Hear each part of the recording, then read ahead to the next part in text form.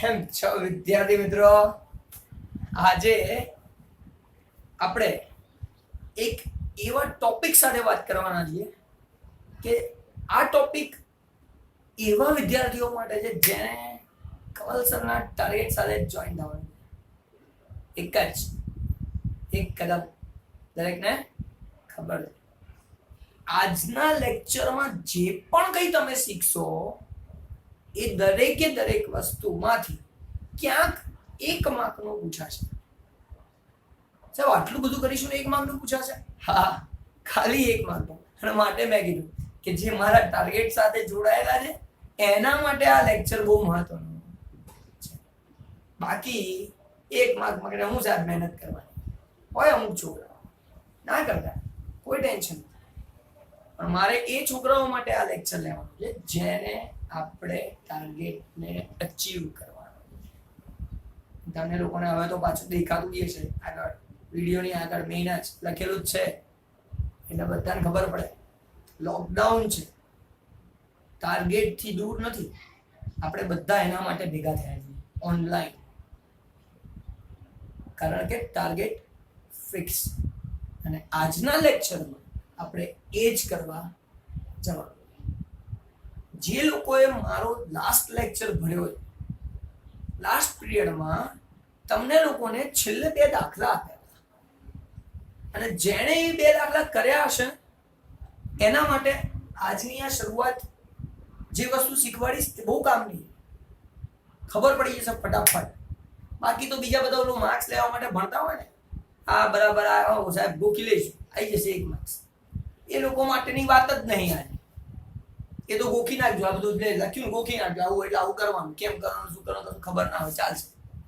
પણ જે લોકોએ આજ સુધી બધા દાખલા ગણ્યા છે, મેં આપેલા દાખલા મારા બોર્ડ પર ગણાયેલા દાખલા, જો બધા દાખલા ગણ્યા હોય તો એ બધા દાખલા મગજમાં રાખજો. અને બધા દાખલાઓના આધારે આજે આપણે આજનો પીરિયડ ભણવાનો છે. એટલે આજનો પીરિયડ બહુ જ મહત્વનો, ફક્ત 1 માર્ક માટે. અને 1 માર્કની કિંમત તમારામાંથી જે સમજે છે એને ખબર છે શું છે. અને માટે 1 માર્ક માટેની મહેનત શરૂ કરી રહ્યો છું, ધ્યાનથી સમજજો. હવે વાત કરું છું પાના નંબર 97 પર, પેજ નંબર 97, એની પર તમને નોટ આપી છે, નોંધ આપેલી છે. એ નોંધ સમજાવું છું.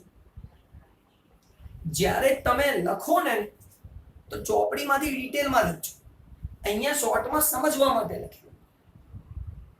હા, તમારા સમજવા માટે તમે શોર્ટમાં લખીને રાખો, રિવિઝન કરતી વખતે તકલીફ ઓછી પડે એવું ચાલશે. પણ મને હોમવર્કમાં સબમિટ કરાવવાનું આવે, ડિટેલમાં લખેલી વસ્તુ સબમિટ કરાવવાની, શોર્ટમાં નહીં. ચોપડીમાંથી ડિટેલમાં જુઓ, લખો, જોઈએ તો તમને નોંધ આપી. ત્યાં ઘણું બધું આમ લાંબુ નથી, જે ટૂંકમાં અહીંયા સમજાવું છું, સમજો. જે આપણે દાખલામાં પણ જોઈ ગયા, સિગ્મા ડી હંમેશા 0 થાય. આગળના 2 લેક્ચર આપણે જોયા સ્પીયરમેનની રીતમાં.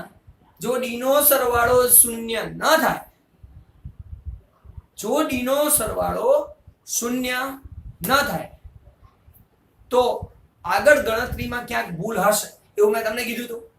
તો એ જ તમને નોંધ આપી છે કે સિગ્મા ડી બરાબર હંમેશા 0 થાય. હવે તમે ડી કેવી રીતે શોધતા હતા? rx ry કરીને શોધતા હતા. એટલે rx ry કરીને જ્યારે તમે શોધતા હતા તો એ છે તફાવત ડી. તો એ જ તો છે. જો આ ડી ની જગ્યાએ શું લખેલું છે? rx ry અને એનો સિગ્મા. તો સિગ્મા rx ry જે છે 0, જે આપણે દાખલામાં જોયું હતું. અને એના આધારે તો નક્કી કરતા કે આપણી દાખલામાં કોઈ ભૂલ છે નહીં. ત્યાંથી જ ખબર પડી જાય કોઈ ભૂલ નથી. 99% ના હોય, પાછી એવી ભૂલ કરીએ કે 0 આવી જાય ને દાખલામાં ભૂલે હોય, એ કોઈ શક્યતા કરી પાછી. તમે તો ભૂલો કરવામાં હોશિયાર ને એવી ભૂલ કરાવો. તો આપણે એની વાત નથી કરતા, આગળ જોઈએ છે, સમજ. તો પહેલી નોંધ જે તમને આપી છે, નોટ જે આપેલી છે એ આ છે. હવે વાત કરીએ છીએ બીજી નોંધ કે તમને બીજી નોટ શું આપી છે, બીજી નોંધ શું આપી છે.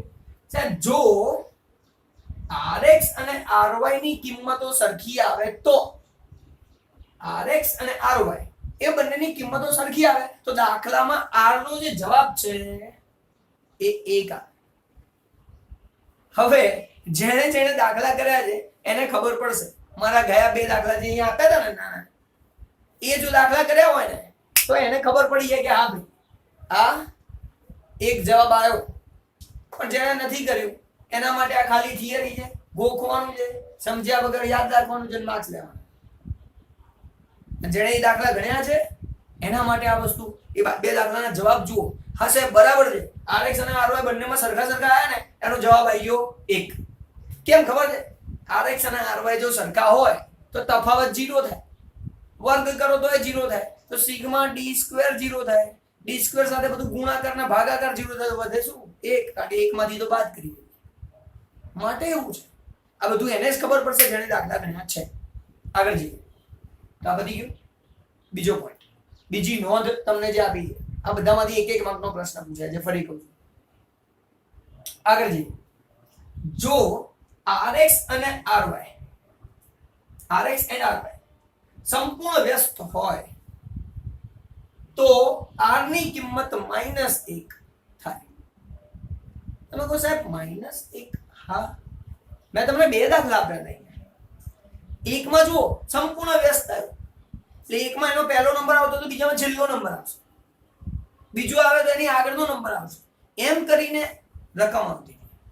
અને જ્યારે તમે એવા પ્રકારનો દાખલો ગણશો ને તો એ સમયે તમને લોકોને r ની કિંમત -1 મળી હશે. તો ગયા વખતના દાખલામાં એક દાખલાનો જવાબ 1 છે અને બીજા દાખલામાં જે જવાબ આવ્યો હશે -1 છે.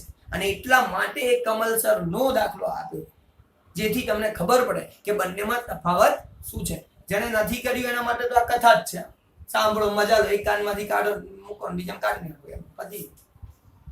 તો 3 નોંધ મહત્વની, આ 3 આપણે ધ્યાન રાખવાની છે જે ચોપડીમાં છે. હવે આ નોંધની સાથે એક બીજી નોંધ જે ચોપડીમાં આની જોડે આપેલી નથી, જે મેં અહીંયા લીધી છે. મોસ્ટ IMP નોંધ કઈ સમજી.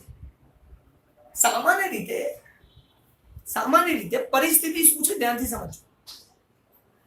સામાન્ય પરિસ્થિતિ એવી છે કે તમે એક દાખલો ચોપડીમાંથી લો અને એ દાખલાને તમે કાર્લ પિયર્સનની રીતે ગણો અને એનો એ દાખલો સ્પીયરમેનની રીતે ગણો, તો તમારો જે સહસંબંધ આંકનો જવાબ આવે છે ને એ સહસંબંધ આંકનો જવાબ સરખો નહીં, જુદો આવશે. અમુક વાર તો છોકરાઓ સ્પીયરમેન લખ્યું અને કાર્લ પિયર્સન રીતે ગણે. સાહેબ જો આમાં ભૂલ સોચો કઈ છે? અરે ફોડામાં ક્યાં ભૂલ સોચું, રીત જ ખોટી છે. કાર્લ પિયર્સન ત્યાં સ્પીયરમેન લખ્યું છે, કાર્લ પિયર્સનની રીત કરી છે, ક્યાંથી જવાબ આવે? તો બંનેનો જવાબ સરખો આવે નહીં. એટલે હવે એક તમારું હોમવર્ક, આજે તો હોમવર્ક બી એવું વિચિત્ર મળવાનું છે ને બધાને, જે અલગ પ્રકારનું જ હોમવર્ક આપવાનું. અને એ હોમવર્ક ફરીથી એ કરવાનું છે, અમુક કમ્પલસરી, અમુક નહીં. એ કહીશ તમને, આ કમ્પલસરી કરવાનું. અહીંયા બોર્ડ પર જેટલા દાખલા લખ્યા જાય 1, 2 ને 3 એ કમ્પલસરી કરવાના જ. આ દાખલો કમ્પલસરી કરવાનો જ છે, પણ જે વચ્ચે કહું છું કે આટલું તમે કરજો એ કમ્પલસરી નથી. જે હવે હું તમને કહું છું સમજજો ધ્યાનથી. ચોપડીનો કોઈ પણ દાખલો લો અને એ દાખલાને કાર્લ પિયર્સનની રીત લખ્યું હોય એવો દાખલો લેવાનો. કાર્લ પિયર્સનની રીતે દાખલો ગણો અને એ સેમ ટુ સેમ દાખલો તમે સ્પીયરમેનની રીતે ગણો અને બંનેનો જવાબ ટેલી કરો. સાચો જવાબ આવશે એટલે સરખો જવાબ આવશે નહીં, હશે બંને રીતે સાચો હશે પણ સરખો હશે નહીં. અને આપણે સરખો જવાબ આવશે નહીં એ સાબિત જ કરવાનું છે. પણ અમુક પરિસ્થિતિઓમાં આ બંને સરખો થાય. તો એવી કઈ પરિસ્થિતિ જેમાં આ સ્પીયરમેન અને કાર્લ પિયર્સનની રીતે દાખલો ગણો, એવો કયો દાખલો કે જેમાં બંનેનો જવાબ સરખો આવે, જે તમારે કમ્પલસરી ગણવાનું. ઓલું જે મેં હમણાં કીધું, કોઈ બી દાખલો લો, બંને રીતે ગણી જુઓ, બંને સરખો નહીં આવે. એ એક છોકરા ગણશે જે મારા ટાર્ગેટ સાથે જોડાય, અને આનાથી મને ખબર પડશે ને કે કોના માટે કામ કરવું, કોના માટે ના કરવું. પછી હું છોડ દઉં. એ 5 જણ માટે 5 જણ બી ના હોય કરવા વાળા, એ 5 છોકરાઓ બી ના હોય, બધા એક જ બાજુ હોય તો પછી એમાં મેથી મારવાની જરૂર નથી. એટલે નેક્સ્ટ ટાઈમ મને ખબર પડી જશે કે કોના માટે કામ કરવું. એટલે કોણ કરે છે કોણ નહીં એ પછી વાત કરીશું, જોઈએ જાય. અને મને વિશ્વાસ છે હોય જ છે છોકરાઓ, એ તો આપણને જોઈએ.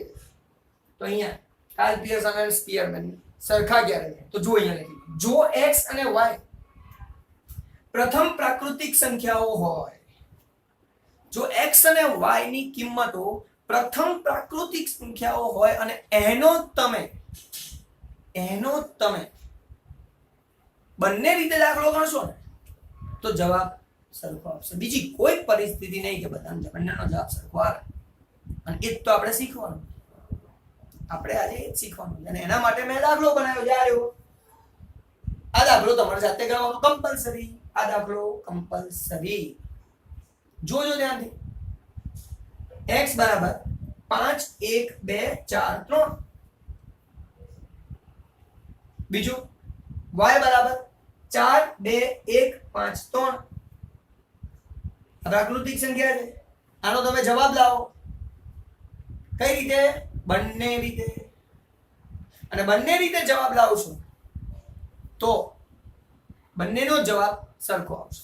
તો આ બંને સરખા થાય ક્યારે? જ્યારે પ્રાકૃતિક સંખ્યાઓ, પ્રથમ પ્રાકૃતિક સંખ્યાઓ જવાબમાં આવતી હોય, ક્વેશ્ચનમાં આવતી હોય, તો સવાલમાં એ આવતું હોય તો અને તો જ થાય, બાકી થાય નહીં. અને એ સાબિત કરવા માટે તમારે આ કરવાનું છે. તો આજની નોંધ બહુ જ મહત્વની. કેટલા માર્ક્સ માટે? ખાલી 1 જ માર્ક્સ માટે. મહેનત કેટલી કરવાની? એક દાખલો આ કમ્પલસરી, એક કમ્પલસરી નથી. જોવું છું કેટલા કરીને મોકલાય છે. આગળ વાત કરી. હવે વાત કરીશ લક્ષણોની. સાહેબ કોણ આ? પેજ નંબર 68, પાના નંબર 68 ઉપર આપેલા છે. આ લક્ષણો તમને લોકોને આપેલા જ છે. હવે આ લક્ષણોમાં શું કહે છે સમજીએ ધ્યાનથી. એમાંથી સાહેબ પહેલું લક્ષણ તો આપણને ખબર જ છે. આ લક્ષણો તમને ક્યારે આવડશે સમજો. અત્યાર સુધીના જેટલા દાખલા મેં આપ્યા ને અને જે ગણાયા બોર્ડ પર, એ બધા જ દાખલા ગણ્યા હોય એ મગજમાં આવી જવા જોઈએ. અને જો એ મગજમાં આવી ગયા તે બધાનું જોઈને વિચારીને હા સાહેબ આવું થાય છે, એ જ એના લક્ષણો છે. બાકી બધા માટે એ ખાલી થિયરી. અને જે ગણીને સમજી ચૂક્યા છે એ લોકો માટે આ લક્ષણો કેવી રીતે આયા એ આપણે સમજીશું. અને આપણે એની જ જરૂર છે. ધ્યાનથી જોજો, સમજજો. r ની કિંમત -1 ઓછામાં ઓછી વધુમાં વધુ 1 અને એની વચ્ચે જ આવે. સાહેબ આ તો પહેલા એ શીખ્યા. હા પહેલા શીખ્યા એ જ છે. તેનું લક્ષણ છે કે r ની કિંમત -1 હોય અથવા +1 હોય અથવા એ બધાની વચ્ચે હોય. બધા દાખલામાં જવાબ એ જ આવે. હા તમારામાંથી ઘણા બધા આવ્યા છે 2 3 4, પણ એ દાખલો ખોટો કહેવાય એમ. તમે ગણ્યો નથી બરાબર, ખોટો દાખલો ગણ્યો છે. એનો મતલબ એવું થાય છે. એટલે લક્ષણ કે r ની કિંમત આ બંનેની હંમેશા અને હંમેશા વચ્ચે જ હોય. તો આ એક લક્ષણ. બીજું, એકમથી મુક્ત છે. કયો એકમથી મુક્ત? સાહેબ શું એકમ એટલે? આ કિલોગ્રામ, લીટર, ફીટર, મીટર, એકમ, બોક્સ, આવું બધું હોય. તમે આટલા બધા દાખલા ગણ્યા ને, બધા દાખલામાં x ની કિંમતે આપેલી છે, y ની કિંમતે આપેલી છે, કોઈકમાં રૂપિયામાં આપેલું છે, કોઈકમાં કિલોગ્રામમાં આપેલું છે, કોઈનામાં ટન આપેલું છે. પણ જ્યારે તમે એનો દાખલો ગણો છો અને r ની કિંમત શોધો છો, r જ્યારે તમે આની કિંમત શોધો છો ને એ સમયે શું થાય છે? r ની પાછળ એવું કે લખાતું નથી આ કિલોગ્રામ, આ લીટર કે આ શું. એટલા માટે એવું કહે છે કે એકમથી મુક્ત છે. એનો કોઈ એકમ છે નહીં, એકમથી મુક્ત છે. અને માટે એનું લક્ષણ છે કે r એ એકમથી મુક્ત છે. કિલોગ્રામ, લીટર કે એવું કશું એની પાછળ જવાબમાં લખાતું નથી. ત્રીજું, r x y, r y x આ બંને સાહેબ સરખા જ હોય. r x y કરો કે આર વાય એક્સ કરો, બંને સાહેબ હંમેશા સરખા જ. તમે કહેશો સાહેબ સરખા, એક ઉદાહરણથી સમજાવું, સમજો ત્યાંથી. હું એમ કહું લવ અને કુશ એ રામજીના છોકરાઓ છે, તો સંબંધ તો છોકરા અને પપ્પાનો થયો. હવે હું એમ કહું ના, રામજી લવ અને કુશના પપ્પા છે, તો એ સંબંધ તો એક જ વસ્તુ થઈ ને, કહેવાની રીત અલગ અલગ થઈ. તો અહીંયા પણ આપણને શું કહે છે, આર ની કિંમત એક્સ વાય વચ્ચે શોધો, વાય એક્સ વચ્ચે શોધો, સરખી જ મળે. આર ની કિંમત બદલાતી નથી, એટલા માટે એ એનું ત્રીજું લક્ષણ છે અને 100% ક્લિયર છે. ચોથી વાત સાહેબ, ચોથું આવ્યું પરિવર્તનથી મુક્ત છે. કોનું પરિવર્તન સાહેબ? પરિવર્તનથી મુક્ત તો છે, પણ કોનું પરિવર્તન? એક તો ઉગમ બિંદુ અને બીજું માપ. તમે કહે સાહેબ ઉગમ બિંદુ એટલે હું, માપ એટલે હું, એ તો ખબર જ નહીં પડતી. કોઈ ટેન્શન, પાડવા માટે તું બોલ. ચલો સ્ટાર્ટ કરીએ. ઉગમ બિંદુ એટલે તમે લોકોને યાદ કરાવડો. આપણે 2 દાખલા આવા ગણ્યા છે આગળના લેક્ચર્સમાં. યાદ કરો, યુવી વાળી રીત કરતા હતા. જ્યારે પહેલી વખત યુવી વાળી રીત કરી હતી ને, તો પહેલી વખતમાં યુ કેવી રીતે શોધ્યું હતું? એક્સ માંથી એ બાદ કર્યો હતો અને વાય માંથી બી બાદ કર્યું. એટલે મેં એક્સ માંથી પણ બાદ કર્યું હતું, વાય માંથી પણ બાદ બાકી કરી હતી. એ જે એ અને બી બાદ કર્યા ને, એને કહેવાય ધારેલો મધ્યક. અને એ જે બાદ બાકી કરી એ પરિવર્તન કર્યું કહેવાય. એક્સ અને વાય ની કિંમતમાં ફેરફાર કર્યો કહેવાય. અને એ ફેરફાર કર્યો, પરિવર્તન કર્યો, માઇનસ એ અને માઇનસ બી કરીને, એ જે એ અને બી છે ને, એને કહેવાય ઉગમ બિંદુ પરિવર્તન. એટલે તમે બાદબાકી કરો ને સરવાળો કરો તો એને ઉગમ બિંદુ પરિવર્તન કહેવાય. અને તમે વિચારી શકો છો કે મેં કીધું ત્રણેય સૂત્રથી દાખલો થાય, તો તમે એ ના કરો, સીધો દાખલો કરો તો જવાબ એ જ આવે. બાદબાકી કરીને જવાબ ગણો તો એ જવાબ એ જ આવે. એટલે ઉગમ બિંદુ પરિવર્તનથી મુક્ત છે, એને કશું ફરક પડતો નથી. એવી જ રીતે માપ પરિવર્તનથી પણ મુક્ત છે. માપ એટલે તમે જે પછી બીજો દાખલો ગણ્યો, યુ ની કિંમતમાં આપણે ભાગ્યા હતા, 0.1 સાથે ભાગાકાર કર્યો હતો, બીજામાં 5 સાથે ભાગાકાર કર્યો હતો. તો જે ભાગાકાર કર્યો હતો એને cx અને cy કહેવાય. એ દાખલામાં યાદ હોવું જોઈએ કે હા સાહેબ, એ દાખલામાં આપણે cx અને cy જોયું. એ જે cx અને cy છે એ છે માપ પરિવર્તન. એ છે માપ પરિવર્તન. તો માપ પરિવર્તનથી પણ મુક્ત છે. તમે ભાગાકાર કર્યો તો જવાબ બદલાય, તમે ભાગાકાર ના કરો તો જવાબ ના બદલાય. જવાબમાં કોઈ ફેરફાર થતો નથી. અને માટે ઉગમ બિંદુ અને માપ બંનેના પરિવર્તનથી મુક્ત છે. શું મુક્ત છે ભાઈ? હા, આર. એ નહીં ભૂલી જવાનું સાહેબ, મુક્ત તો છે કોણ? આને આપણે આર ની વાત કરીએ. લક્ષણો કોના છે? આર ના. આ બધા એના માટેની જ વાત છે. આ બધી વસ્તુ આર ની જ વાત થઈ રહી છે. તો 4 પોઈન્ટ્સ આપણે જોયા. આ તો પહેલા ખબર જ હતી. આ એકમથી મુક્ત એટલે એમાં કોઈ એકમ લખાતો નથી, કિંમત લખાતી નથી, કિલોગ્રામ, લીટર, મીટર, એક હોય. કોઈની બી વચ્ચે શોધો, આર એક્સ વાય શોધો, વાય એક્સ શોધો, સરખું જ છે. પપ્પા અને છોકરાનું રિલેશન જે વાત કરીએ, પરિવર્તનથી મુક્ત કોના? ઉગમ બિંદુ અને બંનેથી મુક્ત છે. અને છેલ્લું એને ફરક પડે છે, કિંમતને ફરક નથી પડતો. આર ની કિંમતને કોઈ ફરક પડતો નથી. આર ની નિશાનીને ફરક પડે.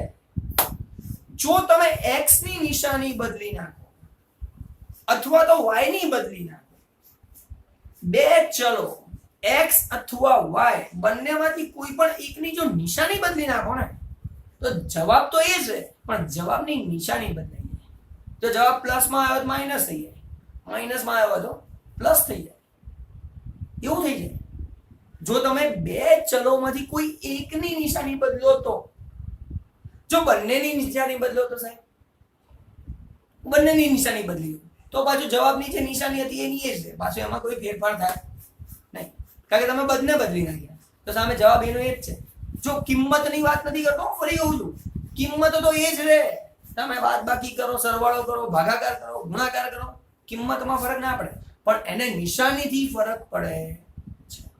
જો x ની નિશાની બદલી નાખી, ખાલી એકની જ y એમને એમ રાખ્યા, તો આન્સર જે આવ્યો તો જવાબ જે આવ્યો એની નિશાની બદલી. અથવા તમે કહો ના ખાલી y ની નિશાની બદલી નાખો, તો ખાલી y ની નિશાની બદલો તો જવાબ જે છે એમાં નિશાની બદલાઈ. પણ જો બંનેની નિશાની બદલી નાખો તો પછી તમારો જે જવાબ છે એ એનો એ જ રહેશે, નિશાની પણ એની એ રહેશે. નિશાનીમાં પણ કોઈ ફરક નહીં પડે. પહેલા જો માઇનસમાં આવતો હશે તો બીજો પણ માઇનસમાં આવશે, કારણ કે તમે બંનેની નિશાની બદલી છે માટે. અને આ સાબિત કરવા માટે અહીંયા લખી જો r - x y એટલે x ની નિશાની બદલી, તો જો r ની નિશાની બદલાઈ. સિમ્પલ. આ એ કહેવા માંગે છે. તો આ તમારા છે 5 પોઈન્ટ્સ. અને આના આધારે આ બે દાખલા કમ્પલસરી, ત્રીજો કમ્પલસરી નથી જે કહું છું, પણ આ બે કમ્પલસરી. આમાં મેં શું કર્યું છે સાબિત કરવાનું એ ધ્યાનથી સમજજો. આ x ની કિંમત છે 2 4 6 8, y છે 1 3 8 અને 10. આ દાખલો ગણો, તમારો જે પણ કઈ જવાબ આવે પ્લસમાં જ આવશે. જે પણ કઈ જવાબ આવે. હવે તમે આ x ની જો બીજો દાખલો બનાવવાનો, જેમાં આ x વાળાની બધાની નિશાની બદલી નાખી, રકમ એ જ છે, ખાલી નિશાની x ની બદલી, y એમને એમ રાખ્યા, જે અહીંયા કહે છે x ની નિશાની બદલાય. પછી આનો દાખલો ગણશો ને એટલે આનો પ્લસમાં જવાબ આવશે, આનો જવાબ માઈનસ થઈ જશે, રકમ બદલાશે નહીં. અને ફરી જે લોકો મારી સાથે જોડાવા માંગે છે આપણા ટાર્ગેટ સાથે, એ લોકો હજી ત્રીજો દાખલો ગણશે, જે દાખલો કમ્પલસરી નથી, જેમાં બંનેમાં બધાની નિશાની બદલી નાખો.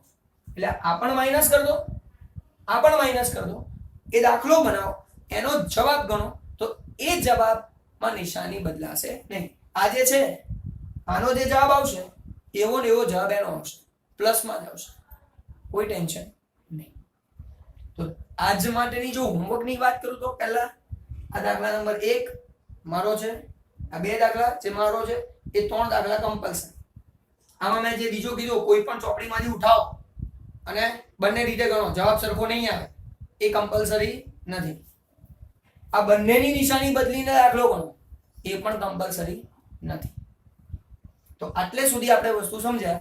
હવે આ છેલ્લા બે જે કોન્સેપ્ટ છે, આ બંને કોન્સેપ્ટના આધારે આપણને ચોપડીમાં એક દાખલો આપ્યો છે, ઉદાહરણ નંબર 29. સ્વાધ્યાયમાં પણ છે જે હોમવર્ક આપવાનો. એટલે ઉદાહરણ 29, જેની અંદર આપણે આ બંને કોન્સેપ્ટનો ઉપયોગ કરીને દાખલા ગણવાના છે, જેમાં નિશાની સિવાય કશું ધ્યાનમાં રાખવાનું નથી. દાખલામાં જોઈએ છે દાખલામાં આપણને શું કહેવા માંગે છે, ધ્યાનથી સમજો. ઉદાહરણ નંબર 29. હવે એમાં તમને શું આપ્યું છે અહીંયા, rxy બરાબર 0.5 હોય તો, એટલે જો આ x અને y વચ્ચે r શોધી કાઢ્યો, સહસંબંધાંક શોધી કાઢ્યો, અને એ સહસંબંધાંકની કિંમત મળી 0.5. તો આ નીચેના 1 2 3 શોધો. સાહેબ કેવી રીતે શોધીએ તો સમજો, r x minus y. તો આપણને એટલી તો ખબર છે સાહેબ આ જે 0.5 છે એ તો સેમ જ રહેવાના, 0.5 નથી બદલાવાના, નિશાની જોવાની બદલાય કે ના બદલાય, બસ. આ પ્લસ છે તો પ્લસ પહેલા તો લખી જ નાખી. હવે જોઈએ અંદર, ધ્યાનથી સમજો. સાહેબ x પ્લસ હતો, અહીંયા પ્લસ જ છે, x ની નિશાની બદલી નથી. y પ્લસ હતો, અહીંયા માઈનસ છે, સાહેબ y ની બદલી નાખી. જો બે માંથી એક બદલાય તો સામેવાળા જવાબની નિશાની પણ બદલાય. જવાબ એનો એ છે, જવાબમાં કોઈ ફરક ના પડે, માઈનસ થઈ ગયો. જો અહીંયા માઈનસ હોત તો પ્લસ થઈ જાય, બદલાઈ જાય એમ કહું છું. હવે જોઈએ તો અહીંયા પણ x અને y જો આ બંને પ્લસ છે, આમાં એક ખાલી x ની નિશાની બદલી નાખી, જવાબમાં માઈનસ 0.5. જવાબની નિશાની બદલી લખી નાખો, પતી ગયું. સાહેબ ત્રીજામાં બંનેની નિશાની બદલી, જો બંનેની બદલે તો એનો એ જ લખવાનું. જો બંનેની નિશાની બદલે તો આપણે જે અહીંયા આપેલું છે પ્લસ હોય પ્લસ ને માઈનસ હોય માઈનસ, એનું એ જ લખવાનું, બીજું કશું કરવાનું નથી. ખબર પડી? એટલે આપણો ટાર્ગેટ જે છે આ રીતે રહેશે. હવે અમુક છોકરાઓ છે ને શું કરે છે ખબર છે? નિયમ બને છે જાતે. સાહેબ આટલી બધી ક્યાં મેથી મારો છો ખોટી? સીધી ખબર તો પડે છે. Plus minus minus minus plus minus minus minus plus અમે શીખેલા છીએ સાહેબ પહેલા. આ નિયમ અમને ખબર છે. એ નિયમ લગાવો એટલે જવાબ આવી જાય. આ નિયમ ચાલશે નહીં. જો હું દાખલો બનાવીશ ને લગાવજો આ નિયમ. નહીં લાગે? આ દાખલામાં લાગે છે. આમાં એક જ નિયમ લાગે છે શીખવાડ્યો એ. આ બે ચલોની જે નિશાની છે અહીંયા બે ચલોની નિશાનીમાંથી કોઈ એક ચલની નિશાની બદલાય તો જવાબની નિશાની બદલાય. બંને ચલની નિશાની બદલો તો જવાબની નિશાની બદલાતી નથી. આ નિયમ લાગુ બધી જગ્યાએ પડશે. હા, તમે ચોપડીમાં જે દાખલાઓ છે પ્લસ માઇનસ આ રીતે કરતા રહેશો ચાલશે, કોઈ ટેન્શન નથી. ચલો હવે થોડુંક અઘરું આગળ જઈએ. સમજજો ત્યાંથી. બીજું આપેલું છે એની અંદર જ છે બીજું. rxy બરાબર 0.8. તો x અને y વચ્ચે સંબંધ શોધ્યો, r ની કિંમત શોધી 0.8 મળે. તો એમ કે છે r uv શોધો, એટલે કે એને uv ની રીતે દાખલો ગણ્યો. તો સાહેબ uv ની રીતે દાખલો ગણ્યો તો જવાબ તો 0.8 જ આવે. uv કરવાથી જવાબ બદલાતો નથી, એટલે તો આપણે uv ની રીતે ગણ્યા હતા. પણ હા, એક વસ્તુ બદલાય. અહીંયા નિશાની જો બદલાઈ જાય, uv કરતી વખતે જો x અને y ની નિશાની બદલાય ને તો દાખલામાં તકલીફ થવાના ચાન્સીસ 100% છે. તો આપણું કોન્સન્ટ્રેશન ક્યાં હોવું જોઈએ? ફક્ત નિશાની જોઈએ. ધારો કે અહીંયા જો x અને y અહીંયા પ્લસ, અહીંયા x ની આગળ સાહેબ પ્લસ જ છે, અહીંયા y ની આગળ સાહેબ પ્લસ જ છે. તો નિશાનીઓ x અને y ની બદલાઈ નથી. પાછળ નહીં જોવાનું, આગળ જોવાનું. તો આગળની નિશાની બદલાઈ નથી અને માટે જવાબ જે છે એનો એ રહેશે. અહીંયા જવાબ રહેશે 0.8. ચલો આગળ જઈએ. અહીંયા સાહેબ x ની નિશાની પ્લસ જ છે, નથી બદલાઈ. y ની નિશાની છે બે ગુણાકાર, એટલે ગુણાકાર નહીં જોવાનું ભાઈ. આગળ નિશાની જો 10 વડે ગુણ તો હોય કઈ ફરક નથી પડતો. આગળની નિશાની પ્લસ, આની પ્લસ, આની પ્લસ. સાહેબ બંનેની નિશાની અહીંયા પ્લસ અને અહીંયા સેમ રાખી છે, કોઈ બદલાવ નથી. જવાબ પણ બદલાય, જવાબ પણ બદલાશે. અહીંયા જુઓ સાહેબ x ની નિશાની સાહેબ પ્લસ જ છે, જે છે y ની નિશાની વાહ સાહેબ અહીંયા બદલાઈ ગયો. એક ની નિશાની બદલાઈ, બે ની બદલાઈ તો વાંધો નતો, એક ની બદલાઈ તો સામે જવાબની નિશાની બદલી. અહીંયા જવાબ પ્લસ 0.8 છે, અહીંયા માઈનસ 0.8. જવાબની નિશાની બદલાઈ. અહીંયા જુઓ x ની નિશાની બદલાઈ ગઈ ના, ખાલી x ની જ, y તો પ્લસ જ છે. તો એક ની નિશાની બદલાઈ તો જવાબની નિશાની બદલો.